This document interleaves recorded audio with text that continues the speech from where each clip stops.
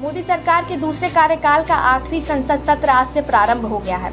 इससे पहले लोकसभा और राज्यसभा के संयुक्त सत्र को राष्ट्रपति द्रौपदी मुर्मू और उपराष्ट्रपति जगदीप धनखड़ ने संबोधित किया।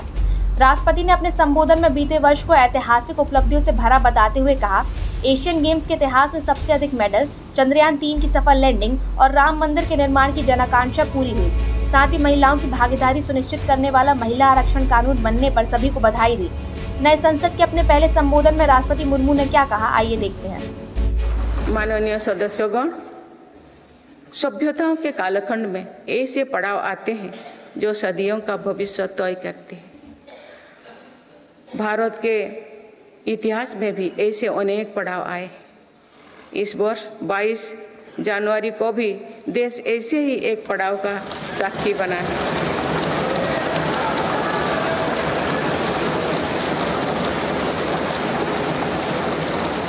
सदियों की प्रतीक्षा के बाद अयोध्या में रामलला अपने भव्य मंदिर में विराजमान।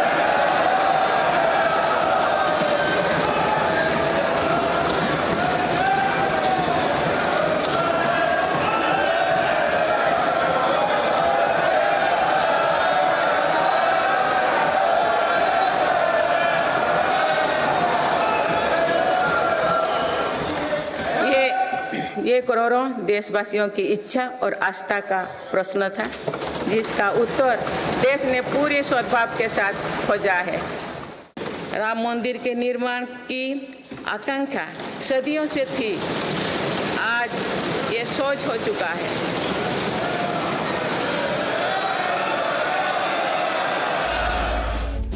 राष्ट्रपति मुर्मू के बाद उपराष्ट्रपति जगदीप धनखड़ ने भी अपने पहले संबोधन में कहा, नए संसद में ऐसे विषयों पर चर्चा की जाएगी जो विकसित भारत की परिकल्पना को साकार करने में मददगार होंगे।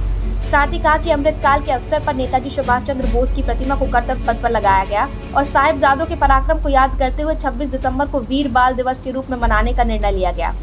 साथ ही भारत सरकार की उपलब्धियों का जिक्र करते हुए उपराष्ट्रपति ने क्या कहा, आइए देखते हैं।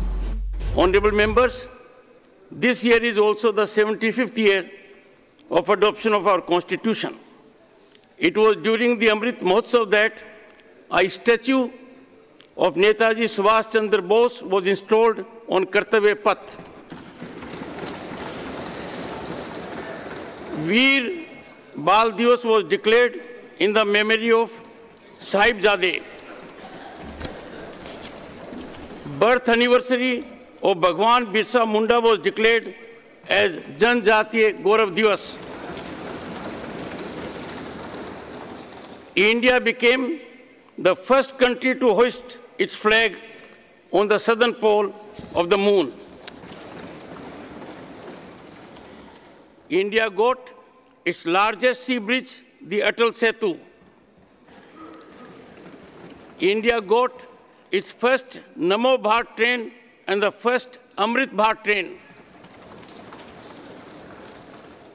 I appreciate all of you for having enacted the Nari Shakti Vandan Adhiniyam after a wait of 3 decades. This has paved the way for ensuring greater participation of women in the Lok Sabha and legislative assemblies. The criminal justice system rooted in the era of slavery is now history.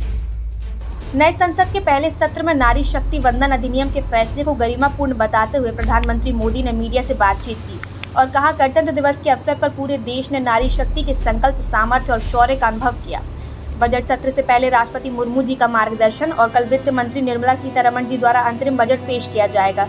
ये नारी शक्ति के साक्षात्कार का पर्व है। आप तो जानते ही हैं कि जब चुनाव का समय निकट होता है तब आमतौर पर पूर्ण बजट नहीं रखा जाता है। हम भी उसी परंपरा का निर्वाह करते हुए पूर्ण बजट नई सरकार बनने के बाद आपके समक्ष लेकर के आएंगे। इस बार